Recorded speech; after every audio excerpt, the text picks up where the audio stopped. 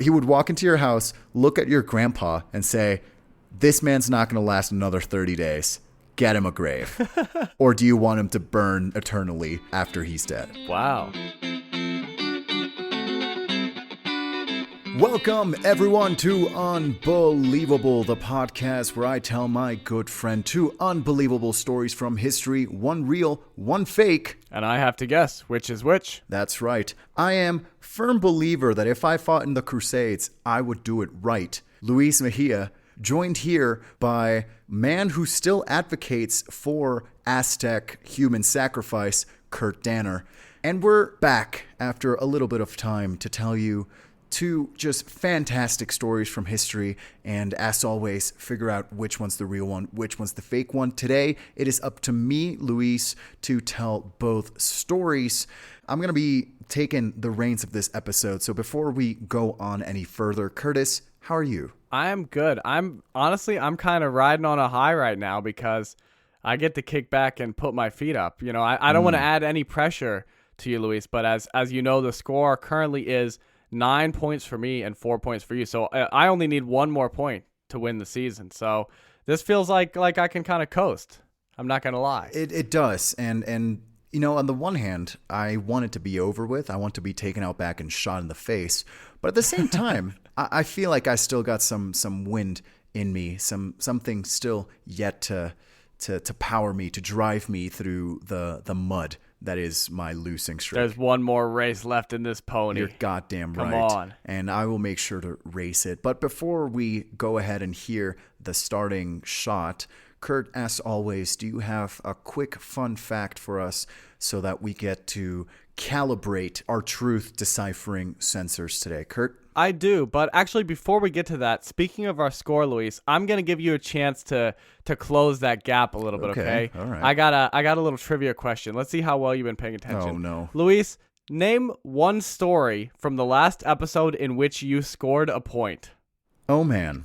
Okay. We all know that the hardest thing for me to do is twofold. One, win at this show, and second, remember what we do after we record. So this is like rub your stomach, pat your head for you right now. It's a lot. And I frankly, it's been a little bit since we've last recorded, and it's been a bit since I've last won.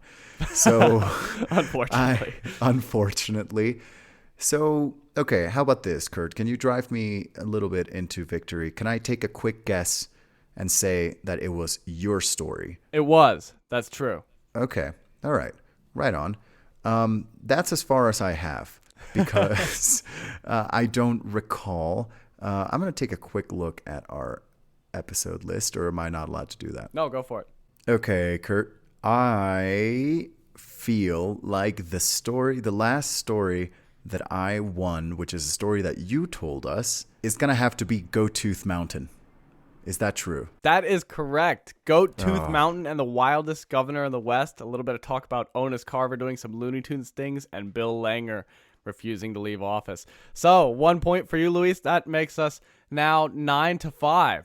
Close race. Yeah, you got your eye on the ball. You're now got the wind under your wings. Yeah, I do. Before I let you fully take it away, though, let's go to a little bit of true or false fact. Luis, tell me, true or false?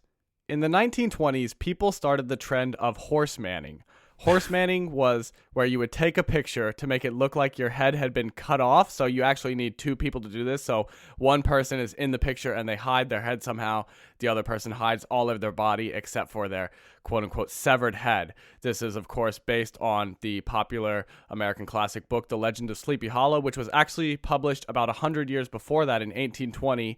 In The Legend of Sleepy Hollow, the famous villain is the headless horseman who has been decapitated. So, Luis, true or false? Were people in the 1920s having a lot of fun with this headless horseman trend? I'm willing to say yes for one reason, and one reason only, is that there were so many stupid trends in the 1920s, like pole sitting, when people just flagpole sitting. They would just climb a flagpole and just chill there for a while. But at the same time, this doesn't sound as outrageous as something like that. But you know what?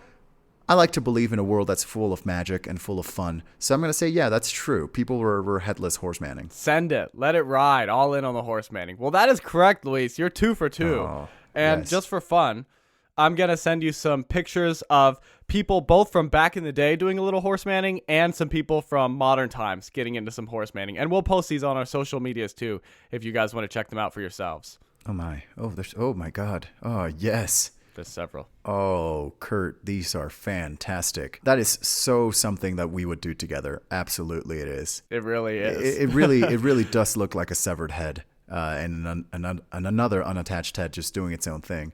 Very exciting, Kurt. Thank you. I'm glad you showed me this trend. Yeah, you really got to hand it to people of the 1920s. No Photoshop, all practical effects, but they were really dedicated. I don't know if dedicated is the right word. I would use the word boredom. Sometimes the two go hand in hand, Luis. And with that spirit, let's hear what 2 stories you have for us today. Come on, let it ride. All right, Kurt. Well, I have 2 stories for you, and they're both about great fraudsters in history. Okay. Perfect. There are a few things we love more in this world than just people taking advantage of any situation they can find, right? A good old scheme. And luckily, as with some of the best stories in the world, we do have 2 protagonists, which we will be focusing in on for today. All right, Kurt, let's get started. Our first story is going to take us to Scotland in the 1800s. Okay, Kurt? Okay. The Legend of Sleepy Hollow has just been published, or is about to be published. It's just been published. Now, our story is going to take place in the 1800s. However, it begins in Stirlingshire, United Kingdom, which is north in Scotland, in 1786, when a Scottish man by the name of Gregor MacGregor was born. Nice. So Gregor MacGregor, very good. Which very Scottish name from the get-go. Gregor MacGregor was a pretty interesting figure. He was not born into too much money. He was just born into just a regular, I guess, Scottish family, and he was actually born in Christmas Eve. So yay, a present. Yay. Now his childhood doesn't really matter. It really is not relevant to us. I'm sure he had a lovely childhood. However, where it becomes an important story is when he was 16 years old. That's when he joined the British Navy. Now, Gregor MacGregor was, let's just say, a man always on the search for glory, always in the search for accomplishments and to be lauded. Okay, so the Army or the Navy was the perfect place to do so. He really wanted medals. Like, he was sent to fight at 16 years old to the Iberian Peninsula, Portugal, Gibraltar, Spain, etc. And he became very quickly obsessed with gaining ranks and getting medals. Of course. He just, from a very young age, instant gratification. Loved. These young kids these days. Exactly. I understand him. However, that made him very unpopular with the rest of the people in his battalion. Because he likes getting promoted? Because he would do anything to just get random medals. Like, he was probably just a bit of a brown-noser, would try to get in and get some, like, maybe unfounded glory and things of the sort, right? I see. Now, this got to the point where he was actually in a fight with a superior of his, and he was kicked out of the Navy. So, no medal for that. Happens. No medal for that.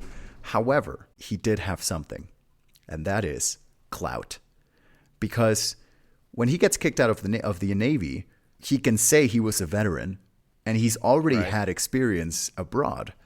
True. So, and he's got dummy medals, I assume, unless he was bad at getting them. Well, he really was not good at getting them, but he can pretend that he got them. So he started realizing that whenever he would go back to Edinburgh or to Scotland, he would ask other people to call him Colonel or Sir.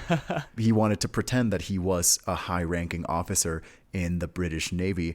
But like, he just really enjoyed this instant gratification that we were mentioning at the beginning of the story.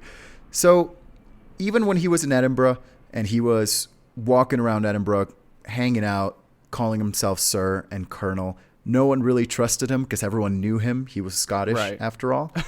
So he decided to go to London, where actually this sly was able to get him some sort of clout within the London high class, the aristocracy, and he was able to marry a woman that was in the aristocracy. So when he actually left or I guess was kicked out of the Navy. What do you know, like around what rank he was? Like, was he still at the bottom or? Yeah, he hadn't really gained a big rank. So he was quite at the bottom. He was like a soldier, probably like he had some tours of duty, but nothing too crazy. So he's just like making it up as he goes along, figuring it out, pretending to be like a guy who seems like they would be in charge or is like high ranking, brushing arms with like the higher classes. Absolutely. Wow. And he would even rent carriages. Oh, wow. Very fancy carriages to get around wherever he went. He didn't really have a house, Man, but he would I rent tell you what, carriages. they don't to do go around. stolen valor like they used to, Luis. This guy was committed. Well, he was so committed that he was able to marry a woman in the aristocracy. So immediate money, he secured it. He secured the bag. Nice. Okay. He is able to have the money he always wanted, married to a London family. However, his wife died. Oh, wait. Not is that ideal? like or soon I after. I mean, who knows what his angle is? It's not ideal. Oh, not ideal. It's not ideal because that's how he lost his main source of income. Oh, no. And influences. Oh, no. Right? He's now a widower. That's not a really good sight. true. So he really didn't know what to do at this moment in his life. He was distraught, without money, and of course without wife, but mostly without money. And in London, he met a man named Francisco de Miranda. Does that name sound familiar to you, Kurt? Vaguely, but I don't know. Maybe it's not. I don't know if it sounds familiar, but one thing is for certain, it definitely does not sound English, right? That's true. This is a man of Spanish descent. Actually, this is a Venezuelan general. Oh. So he befriends a Venezuelan general, and they got really along with each other. Gregor MacGregor and Francisco de Miranda really got along with one another. He really found that the Latin Americans really cared about him calling himself general and colonel and sir. Ah. So Gregor MacGregor said, what if I just go to South America? Maybe they'll like me there. And so he does. This man takes a boat and goes to Venezuela in like early 1800s, and he calls himself sir at the time. So he arrives to, like, he says that he was in the battalion of Portugal. Wow. So much so that when he arrived to Venezuela, he joined the army there. He was given the title of colonel, and they gave him a battalion under his command. Wow. This guy, he's really like using every layer he can, because I always think like, man, it must have been easy to commit crimes in the days before like fingerprints or like get away with things before the internet. And, this guy, he was already so far from being fact checked, and he kept getting farther and farther until he was even a whole continent away from being fact checked. And the best part is that he arrived at a very critical point of Latin American history. Why? Because this is early 1800s, close to 1820s, Kurt. What's going on at this point in Latin America? A surplus of metals. I was going to say more of a surplus of countries very angry at the Spanish. Ooh. So he arrived into Venezuela just in time for their independence movement. Nice. So for 4 years, he was fighting against the Spanish and was so good or so successful that even Simon Bolivar, he wrote a letter to this man thanking him for the prodigious services that he lent this country. Whoa. So at this point, that's crazy. he becomes like an actual war hero for Venezuela. Yeah. Not to be fangirling Simón Bolívar here, but for the uninitiated, Simón Bolívar is like the Elvis of Latin American revolutions. Like everybody loved this guy. He had like a hand on everything almost. There's a statue of him in every other country. It really is. There really is. And as Mexicans, we really respect Simón Bolívar too. Like he's a great revolutionary in everyone's eyes. So for little Gregor MacGregor to meet Simón Bolívar is a pretty crazy thing. Yeah. Eventually, he goes to the United States to try to keep fighting the Spanish. Doesn't really work. He eventually returns and goes to Colombia. And as he's heading to Colombia, he accidentally disembarks in Honduras. Accidentally? So on the way there, he arrives in Honduras. He arrives in Honduras accidentally. Okay. And he arrives. He woke up in Honduras. Doesn't know what's going on all of a sudden in Honduras. He arrives in a place called the Mosquito Coast. Oh, that doesn't sound good. A place where, because of the name, you can imagine there's a lot of mosquitoes. Yeah. No foreigner really was there. Only natives were living there at this point. And the mosquitoes. Luckily, he spent some time there, and he is able to regroup and head back. So keep in mind, Mosquito Coast is important. Okay. Okay? Keep that in mind. Remember the Mosquito Coast. In 1821, Gregor MacGregor goes back to London. And as soon as he steps foot in London, he comes up with another lie. He cannot really keep calling himself Colonel or anything because that's not a lie anymore. But he wants to keep lying. So he says that this man named Jorge Federico Augusto was the king of mosquitoes, Okay. the king of the Mosquito Coast, has named him the Baron or the governor of a territory bigger than Wales, he would describe, Nice. right off the coast of Honduras, named Poyais. Poyais? Poyais. That's Okay. definitely a word he made up on the spot. So he said, there's this land off the coast of Honduras, off Mosquito Coast, named Poyais, full of natural resources, but there's no development there. Okay. And there's nothing there. And it's ready for you guys to come visit it. And I'm actually the king of this land, of this territory that was given to me for my military service. And I am now seeking investors and colonizers to go to this new land. Oh, wow. Little investment So fraud. Come on. he started selling bonds for this country. And he started selling bonds of a country that didn't exist. Nice. Not only that, he started arranging expeditions of colonizers to go to Poyais. What? He would Where are they going? he would put ads in the newspaper saying, "Come to Poyais. This is a land full of natural resources. I am the leader of this land, and I will make sure that everyone's well and taken care of. I'm just seeking investors to make sure that this island is able to succeed." All right, so this man was really lucky once again because he started selling these bonds or asking for investors of this new country at a time when the British economy was rising so much that people were looking for investment outside of British territory. And a very, very attractive place of investment was all of these new countries that arose after the collapse of the Spanish Empire. And so many see. people Lots were of looking... new markets. Right, new markets, and they want to test them out, see what it's all about. So this way, Gregor MacGregor took advantage of the situation. He started making promises left and right to all the British people. There was no registry or any official document saying that this place exists, but he started promising everyone heaven on earth. Wow. He would print out pamphlets. He would print in newspapers. And there was even a song that started sounding through London, Edinburgh, Glasgow, etc. Right? Like this man was on a press tour of this fake country of Poyais. Wow. And people just believe this? Or I guess would there normally have been a way to fact check this? I don't know. I mean, it's 1820s Britain. Maybe news is not getting around. Mexico is, for example, just become independent. It's a fresh new place, right? So source, the neighbors told me. Right. Now, MacGregor promised everything to his people willing to invest in this new country. He said things like the natives there are very pacific, they're very peaceful. They're not going to attack you. And not only that, but they love British people. They very specifically peaceful. said that to me. Yeah, they specifically said they love the Brits. Not only that, he would say that because of the geographic location of Poyais, this was the best place to grow anything. It was fertile land. It was a place where you would throw a stone in the ground and a tree would sprout. He would say that there was an ease of cultivating tobacco, an ease of cultivating sugar with plenty of water, plenty of gold, and even corn grew by, came out of your ears, basically. Wow. Not only that, but he created his own money, his own coin, the Poyais dollar. No. The Poyais dollar. He created a flag.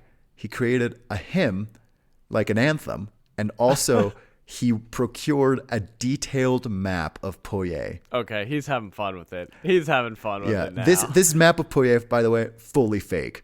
But he procured a perfectly detailed map of this fake island. This is amazing. At the beginning of the story, I was going to say this guy was born way too early because he should have just been in the Boy Scouts and got bunch of badges for whittling and stuff. Yeah. Now I think he was born way too early because he should have been a used car salesman. Like, all this work he had to do to maneuver himself into this position of pulling these schemes, he could have just been like a sleazy criminal defense lawyer or something. Yeah. He could have just Better Call Saul'd it. Yeah, yeah. And, well, I mean, that's basically what he did. Now, this scheme got to the point where he went back to Scotland, again, kept selling this stuff, and he was able to fill about 7 ships with around 250 people, all eager to leave to the Americas and colonize this new fertile territory. No.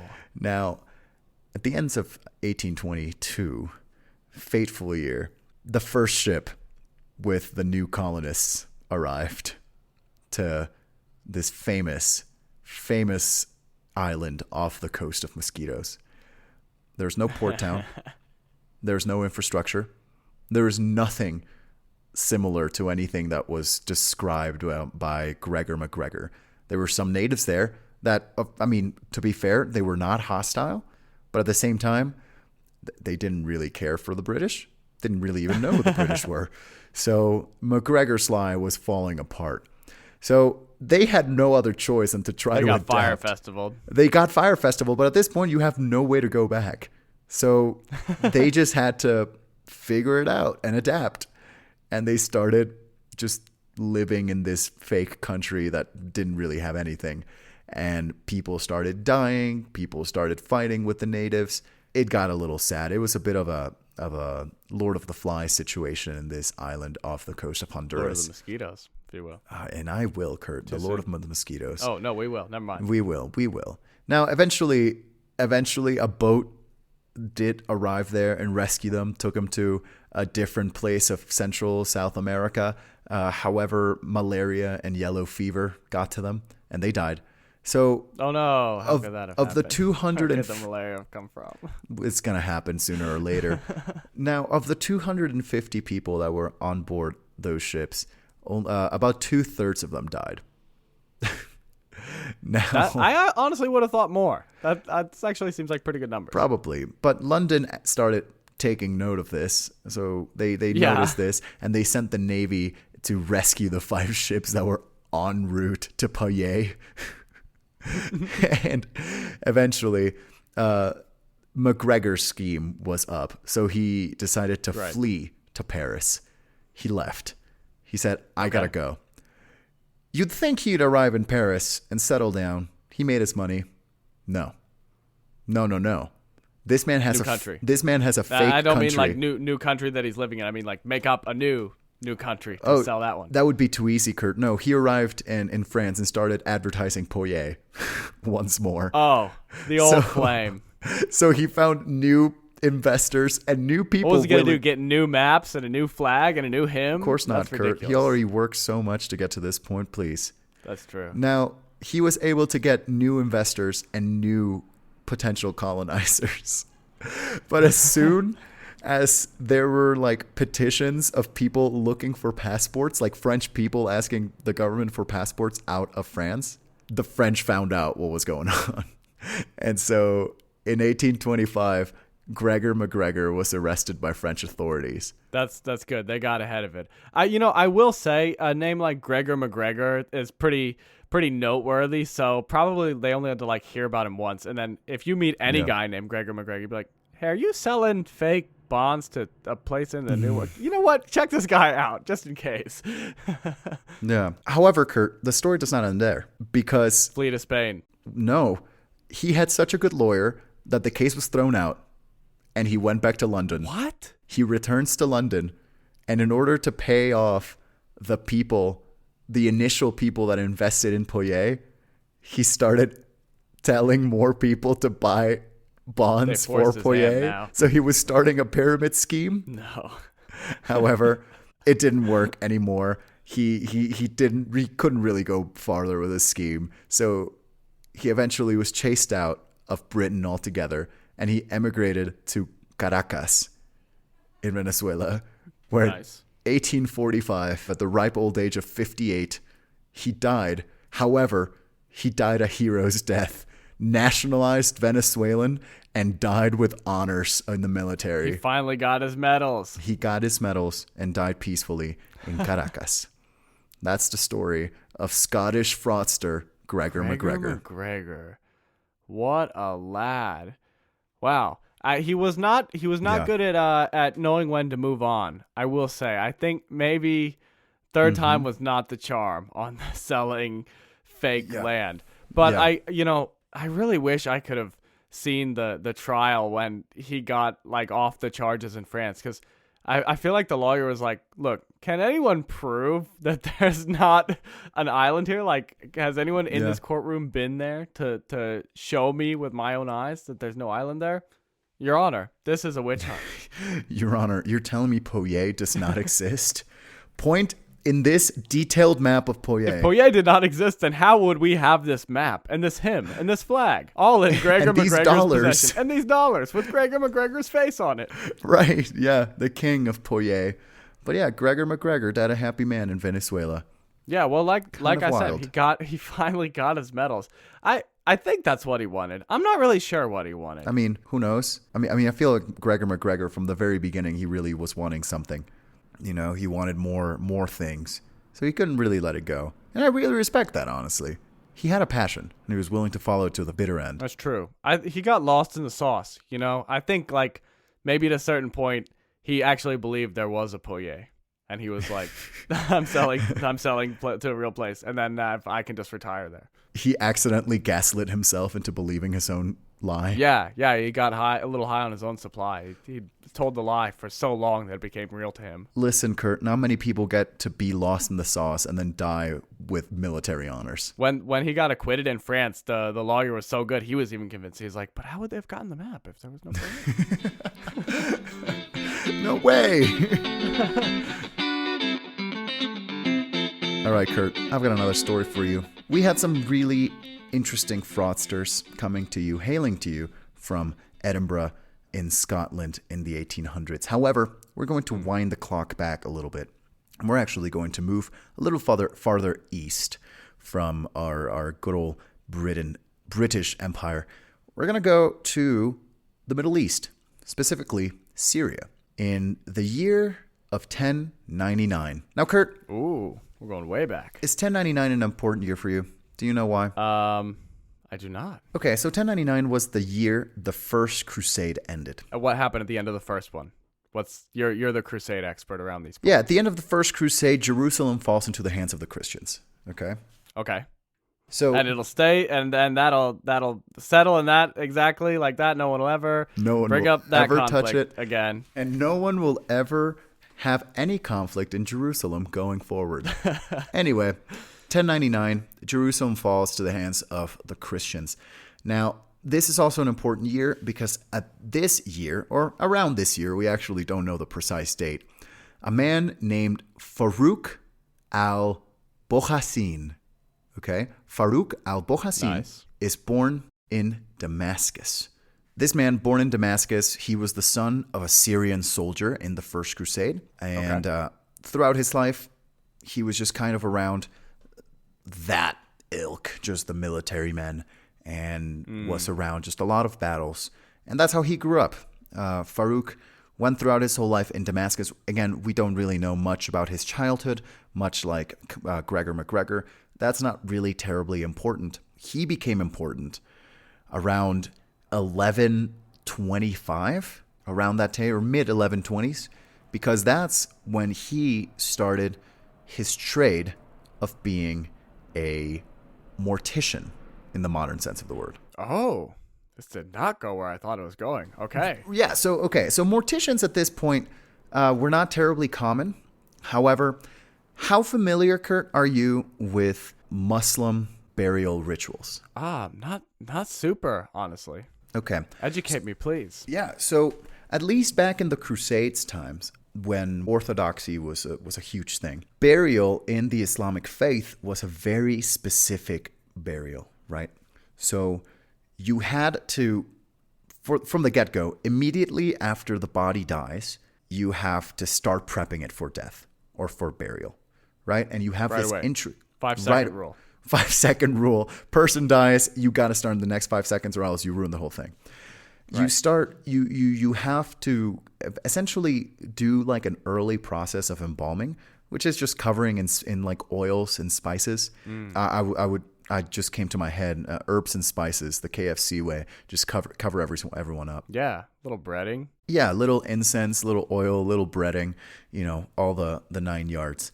And this way you kind of prep the body, get it all ready, and you have to dig a grave, and then you put a coffin there, and you have to face the grave to such a way that the body is facing towards the Kaaba, okay, towards Mecca. Right.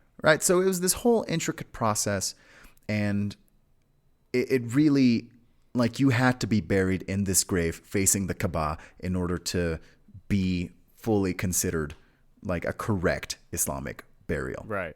Okay. It's a whole process.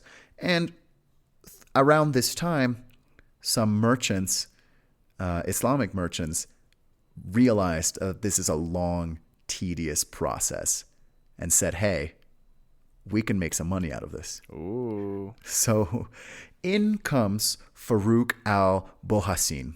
Farouk notices this and says, I can make a lot of money. I can be a mortuary that is going to completely take advantage of this whole ritual.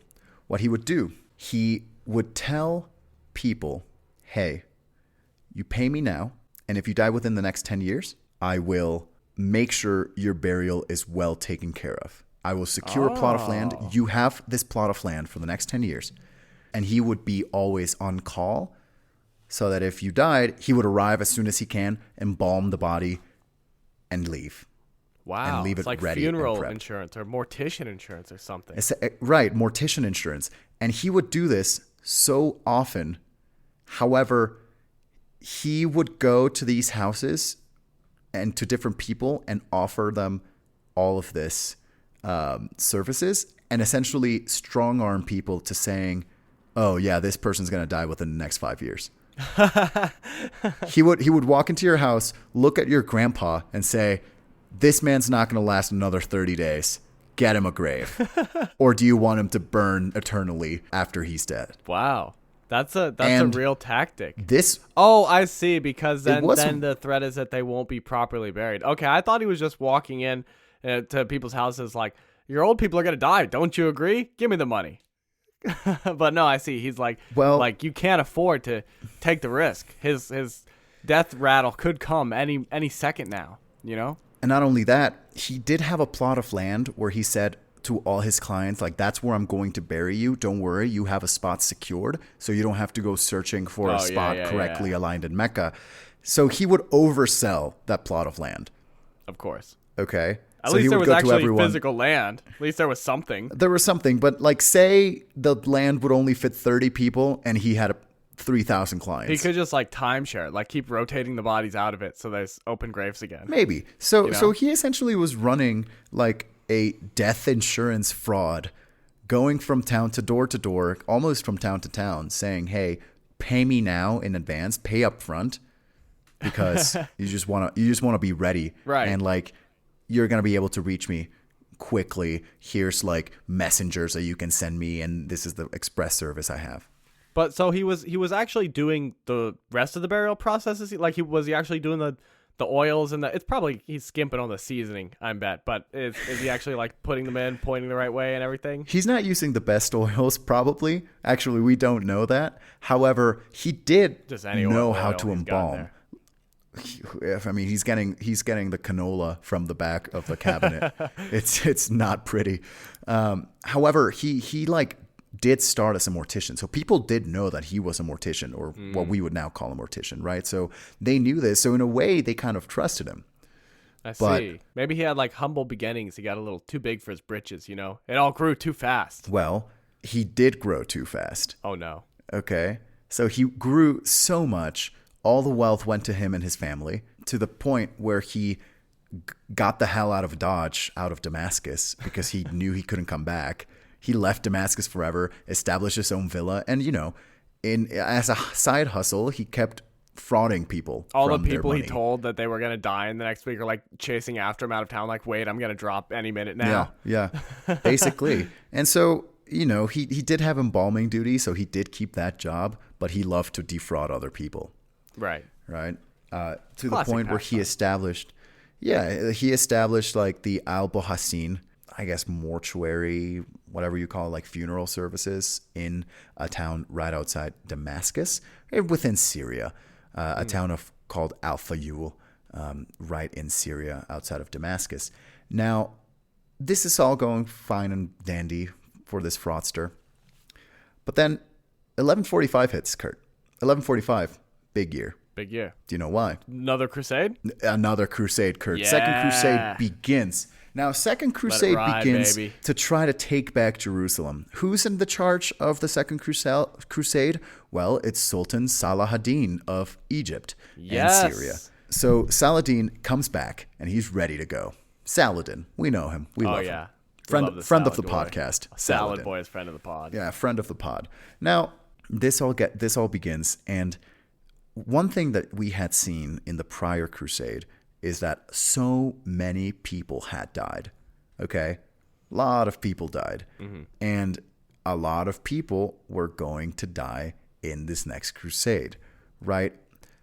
Around 20,000 men, for example, died in the first crusade, and around 20,000 would die in the second crusade. So this is a lot of people that died during this war. Probably some of the bloodiest battles that history had seen up until this point. All because the king was bored.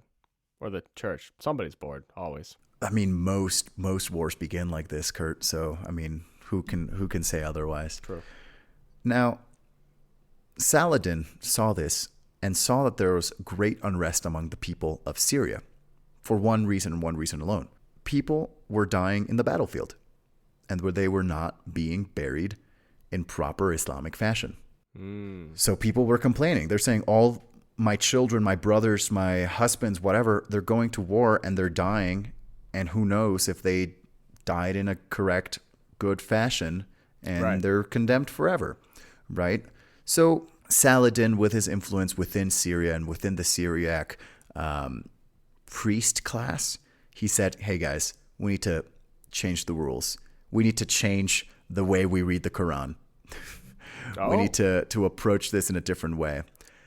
Essentially, he decreed in Damascus in 1146 that if you die in war, specifically in war, as long as you're immediately buried, as soon as you're found dead, it's okay to be buried naturally without a coffin, and it's okay not to be facing Mecca.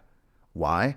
Because your body is decomposing in a completely natural way, and you're becoming one with the earth. And since Mecca points at every direction, you're part of the world with Mecca.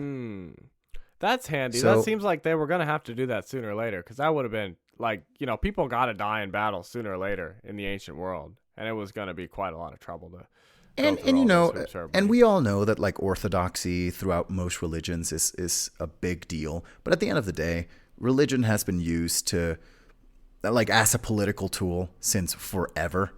Right. Yeah. Well, especially in the context of like we're in the Crusades. Speaking of like using religion as a political right. tool. We're literally in a crusade. Yeah. Saladin said, okay, so that the people aren't mad and so that they're more willing to come fight the crusade, we need to change the rules in a way. But because this rule changed, everyone was fully okay with just burying their dead at home. Like this just kind of became common practice. People said, they can just be buried naturally. The wall that divided like burying people, only people that were in the Crusades naturally and people at home burying people naturally, fully broke down. So now burying people in the ground without any sort of embalming or anything of the sort became the norm. Oh, they're getting loosey-goosey. They're getting really loosey-goosey. This will be bad for mortician business. Well, this indeed was bad for mortician business. At this point, Farouk was living in Aleppo and seriously having a bad time of it. No one wants to get in his fraud. He's not getting any clients. And not only that, but people are coming to him and complaining by the hundreds, by the scores, by the thousands. people are angry about this defrauding. And not only that, he can't pay them off anymore because he's hemorrhaging money because he just doesn't have it anymore. Okay. So he is so upset that business is going badly and so upset that people are chasing him out of town that he decides to go to nearby Accra. Now, Kurt, what do you know of Accra from the Middle East, from the Crusades time? Nothing. You're going to tell me so much interesting stuff right now. Live. Okay, so Accra is a town in what is now Israel. Okay? It's a port town. And this place was a Christian fortification, like a Christian hub in the Middle East during the time of the Crusades. Now, Accra, again, important port town. He goes to Accra fully knowing that it's a Christian town and says, hey guys, y'all need a mortician? Do you have any landmark that you would like to face after death? Well, he knows that the Christians have very particular burial traditions. And since he was just already defrauding people of his own religion, he didn't really care. He just thought, I can make money with the Christians. Right. New so market. he goes to Accra and appeals to the general at Accra, who was a man of German descent named Wolfhart van Rijn. Okay. Oh, good name. Great name. He was like a Maltese soldier too, so a bit of a Templar thing of the sort. But first of all, Wolfhart. Yeah. Great name. Full stop So on Wolfhart. Yeah, or I guess Wolfhart. It would be his real name, but it's Wolfhart. Now, Wolfhart, he receives this man and says, what do you mean a mortician? Like, what's going on here? Aren't you in the enemy side? And he said, yes. However, I can be on your side if you want me to. He's like, are you dying or not? Accra, since it's a port town, is the place where most of the bodies were sent to before they were shipped back to France or England or Germany. So Wolfhart puts Farouk to the test and says, embalm these bodies and get them prepped before they sail out. Oh, wow. This He is did. like some kind of game show. He's like, time trial to get the job. Basically. And we don't have really big records of this, but he surprised Wolfhart enough where he said, okay, yeah, sure, you can stay with one condition. You have to baptize to Christianity. That's a classic. And so Farouk, always a man of business, decides to be baptized into Christianity, gets the name Benjamin. Okay. Benjamin al-Hassim. All right. And begins a life of being a mortician, in the town of Accra.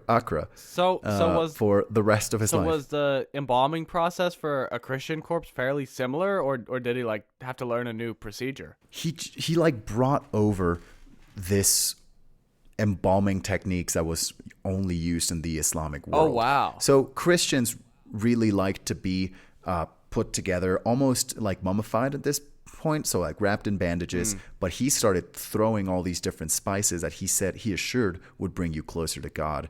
He's the reason why people would bury suicides at crossroads. Okay. I don't know if you know this. So back in the day, suicides were buried at crossroads because they're not going nor here nor there. They're never going to meet God. So that's where they were buried exclusively. So he introduced just a bunch of stuff that used to be done by the Islamic Church that now became tradition in Second Crusade Christian Accra. Okay, see, that's good, because I was going to say, I feel like this is the time to, try out the ideas. Like, hey, anybody ever been buried vertical, straight up and down? What if we just like drop them in there like an envelope in a slot, Yeah. And that's what he did. And for the rest of his life, he just stayed a mortician in Accra. Eventually, he even embalmed Wolfhard, who is now buried in Accra. Wow. Probably smelling like canola oil that now Benjamin, formerly known as Farouk, embalmed him and laid him to rest. But yeah, I mean, there really isn't. He kind of just fades into obscurity, but we can imagine that he died a rich man. His business went soaring. Died oily, I bet. Okay, died oily. Who knows who embalmed him? But even you get some results if you look up the Al Bohassin mortuary services, Wow.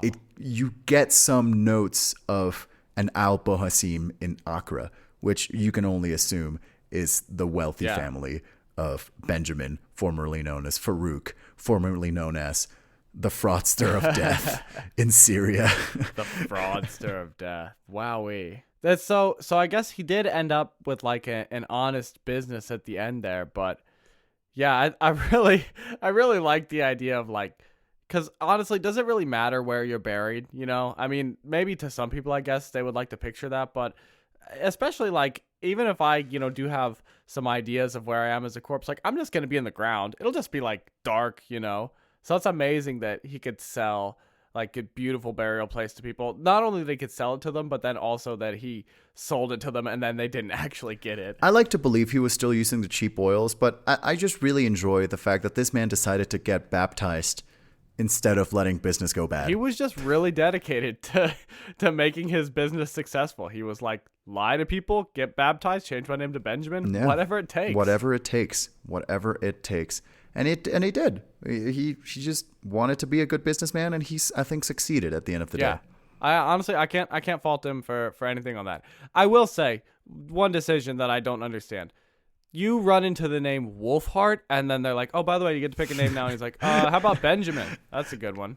Sorry if your name is Benjamin, but don't pretend like it's better than Wolfheart. Yeah, I mean, don't. I really don't know if he chose it or if he had a choice. I like to believe that he did, because that's just really funny. I like to think it's like how they name hurricanes, where they have like one for every letter, and then each time a new mortician converts, they just give a number. Yeah. I mean, every mortician has a alternating name, female or masculine name.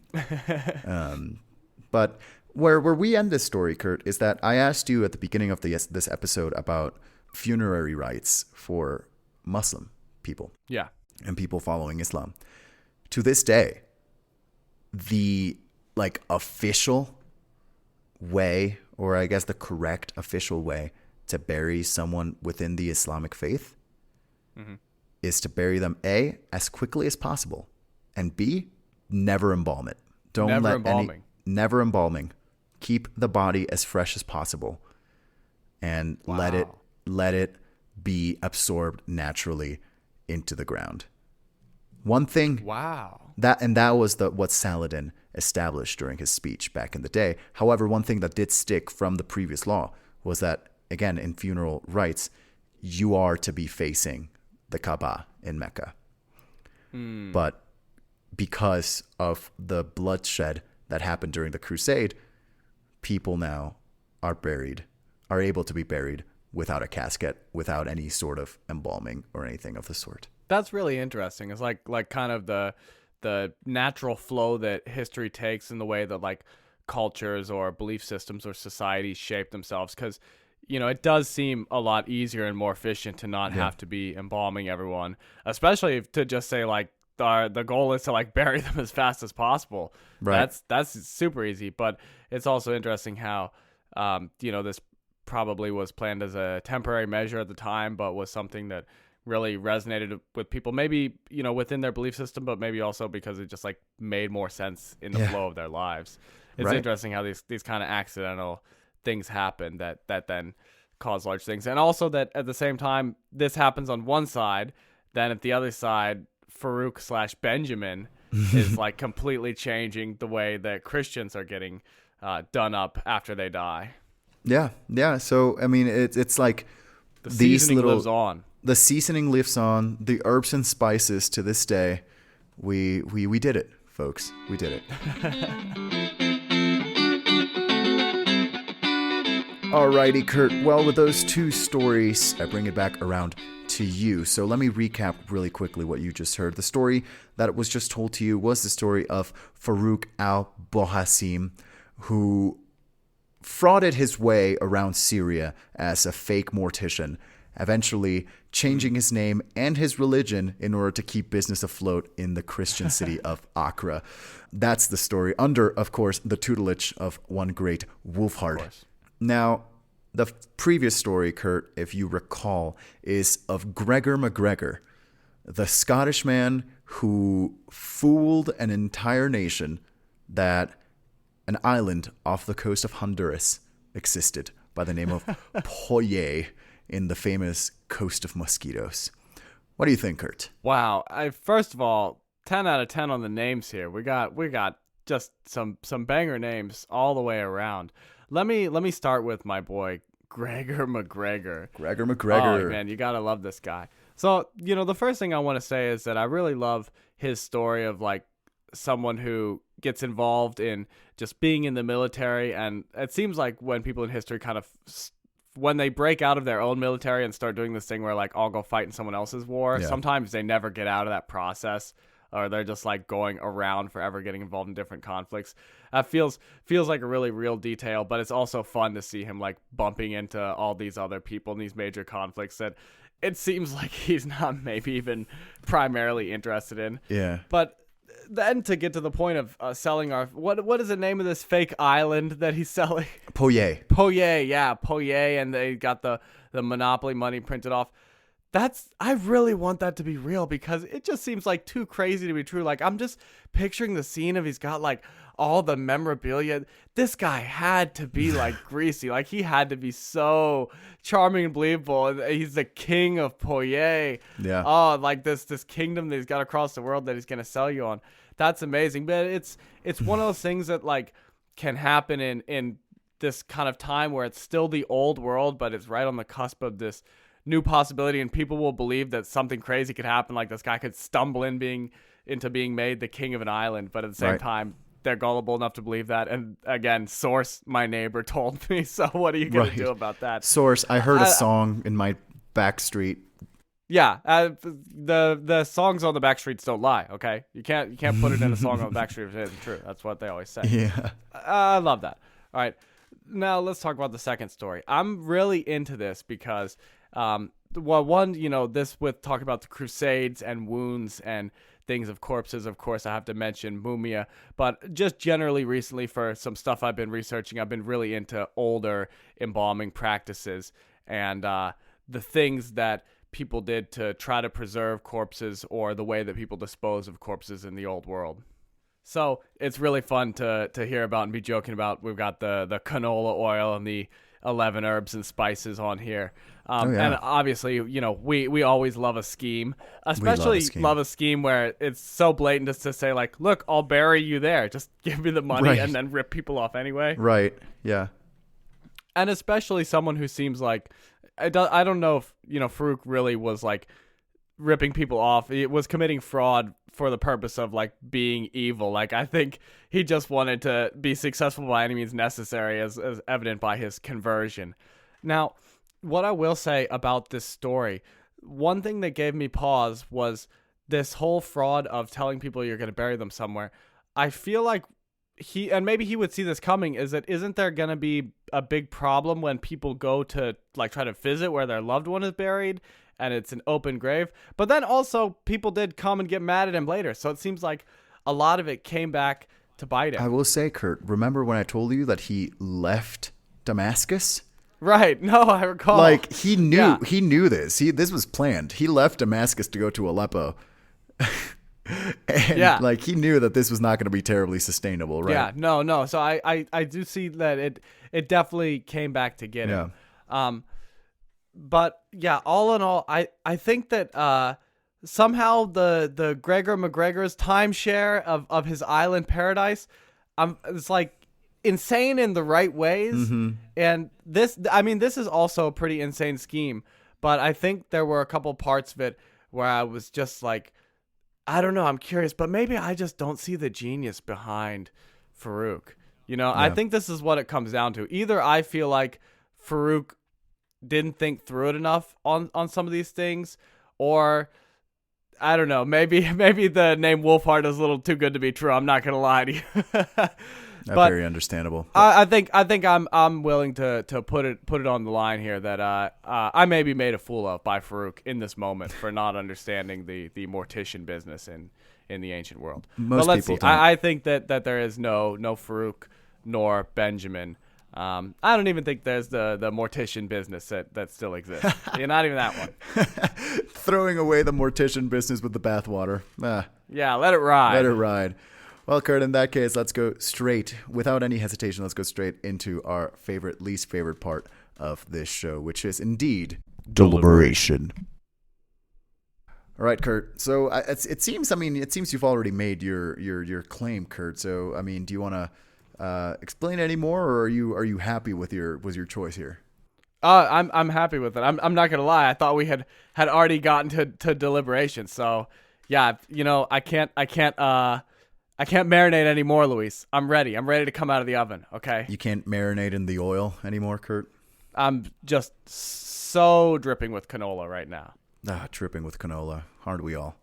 Anyway, Kurt, well, rub yourself in 11 herbs and spices, Kurt, because the Farouk al-Bohassin story is the fake one. Good job, Kurt. You did it. Oh, You're man. So right. You know what? It's such a loss because this is the part that I'm most sad about, is that I wish that he was here with the door-to-door scheme where he was like, look at that guy. You can't tell me he's not going to drop dead any second. What are you going to do? Have a guy who's just estimating where Mecca is? That would have just been so amazing.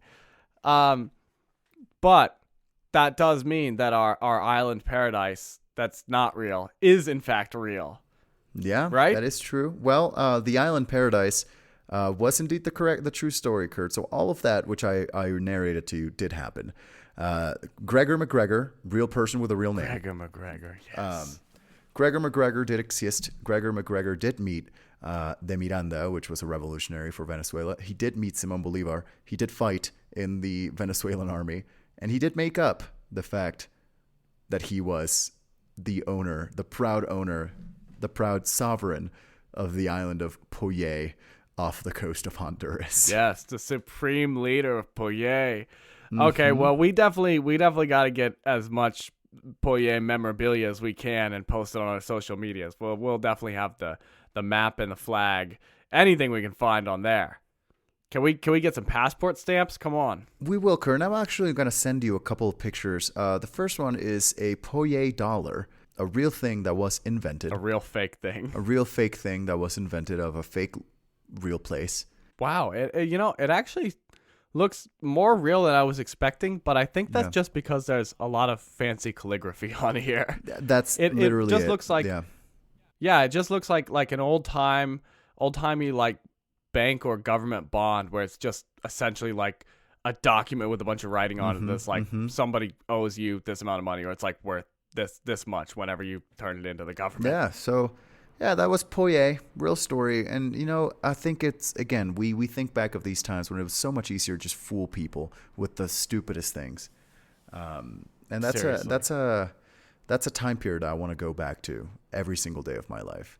Yeah, I know. If only you could have traded places with him, he could have had his Boy Scout badges and used car salesman, which I think would have made him equally as happy as whatever else he did. For sure. And you could have just been selling Poyais. That could have been perfect. Yeah, the cacique. That's kind of grown on me now. You know what? At first I was like, that's a stupid made up name, but now I'm like, if it were Fire Festivaling it, and you're like, ooh, Poyais. Oh, you ever... The luxury resort on Poyais. You ever been to the Mosquito Coast? Okay, that we got to work on. Malaria is bad branding for luxury resorts. I'll tell you now. Well, you say that now, Kurt, but wait until you see the beautiful beaches.